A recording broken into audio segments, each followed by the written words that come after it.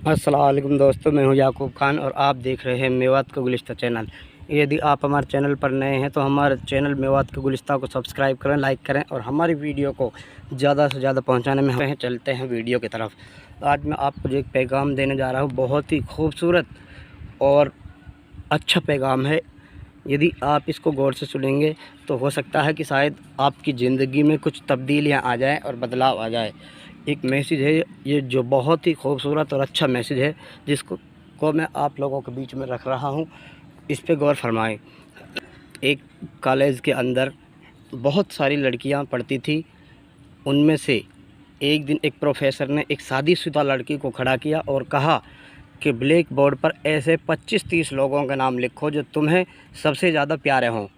लड़के ने पहले तो अपने ख़ानदान के लोगों के नाम लिखे, फिर अपने सगे रिश्तेदारों के, दोस्तों के, पड़ोसियों के नाम लिख दिए। अब प्रोफेसर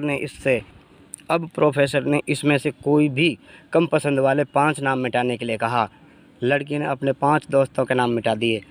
प्रोफेसर ने और 5 नाम मिटाने के लिए कहा। लड़की ने थोड़ा सोचकर अपने पड़ोसियों के नाम मिटा दिए। अब प्रोफेसर ने और 10 नाम मिटाने के लिए कहा। लड़की ने अपने सगे रिश्तेदारों के नाम मिटा दिए। अब बोर्ड पर सिर्फ 4 नाम बचे थे, जो इनके माँ बाप और शौहर और बच्चे का नाम था।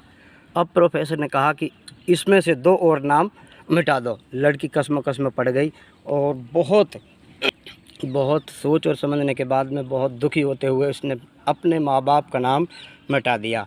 तमाम लोग दंग रह गए, लेकिन पुरसुकून थे, क्योंकि वो जानते थे कि ये खेल सिर्फ वो लड़की ही नहीं खेल रही, बल्कि उन सब के दिमाग में भी यही सब चल रहा था। अब सिर्फ 2 ही नाम बाकी थे, शौहर और बेटे का।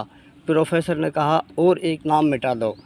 लड़की अब सहमी सी रह गई और बहुत सोचने के बाद रोते हुए अपने बेटे का नाम काट दिया।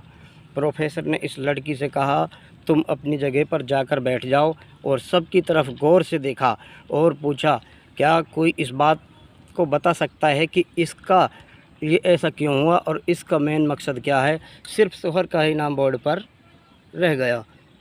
सब खामोश रहे। फिर प्रोफेसर ने उसी लड़की से पूछा कि इसकी वजह क्या है।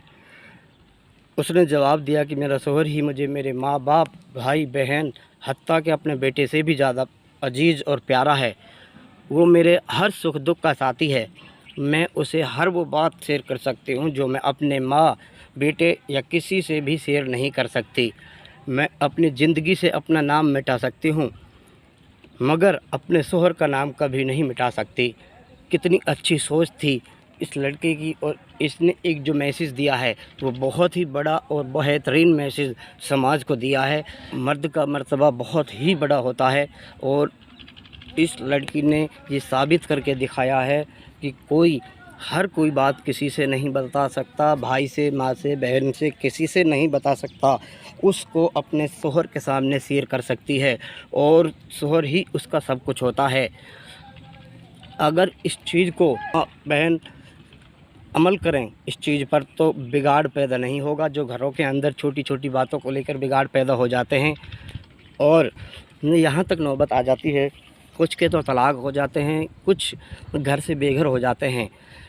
ये होता है एक औरत की कम नाअक्ली की वजह से।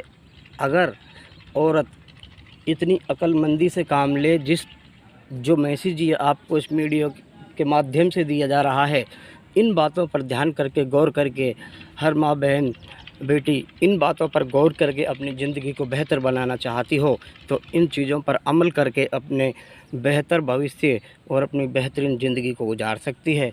इसीलिए अल्लाह ताला ने मर्द और औरत का जोड़ा जन्नत में बनाया था, और बाकी सारे रिश्ते दुनिया में आकर के बने हैं। इसीलिए मर्द का बहुत ही ज़्यादा मर्तबा होता है, और यहाँ तक आता है किताबों में कि शौहर के जिस्म में फोड़े पड़ जाएं और औरत उनको चाट कर अपनी ज़बान से साफ़ करे, तो फिर भी शौहर का हक़ अदा नहीं कर सकती।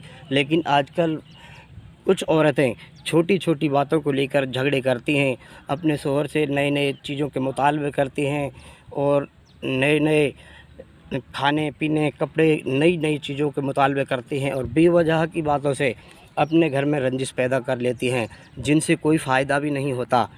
इसीलिए मैं सभी से नम्र निवेदन करता हूँ कि इन बातों पर गौर करके अपनी ज़िंदगी को आसान तरीके से जी सकती हैं। शोहर ही उसका सब कुछ होता है।